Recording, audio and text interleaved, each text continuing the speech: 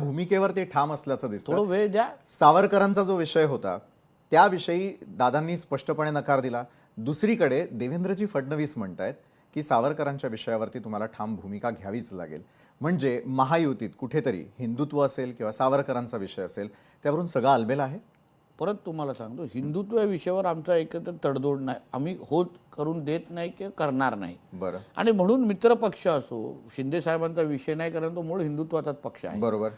अजितदादांचा जो विषय आहे त्या संदर्भात जसं आमचे वरिष्ठ पातळीवर आमचे मुख्यमंत्री साहेब असो, प्रदेश अध्यक्ष असो, या सगळ्या पातळीवर त्यांना जसं सांगितलं, आमचा हिंदू राष्ट्र आहे, इथे हिंदुत्वाचीच भाषा चालणार. बरं, इथे हिंदुत्व हे राष्ट्रत्वाशीच कनेक्टेड असल्यामुळे विशालजी, इथे आज नाही तर उद्या, उद्या नाही तर परवा प्रत्येकाला हिंदुत्वाच्या मार्गावर चालायलाच लागणार. बरं. म्हणून त्याच्यामध्ये मला विश्वास आहे अजितदादा नक्की आमच्या मार्गावर, आमच्या खांद्याला खांदे लावून येतील. बरं, मग महाराष्ट्राच्या राजकारणामध्ये हिंदुत्वाचा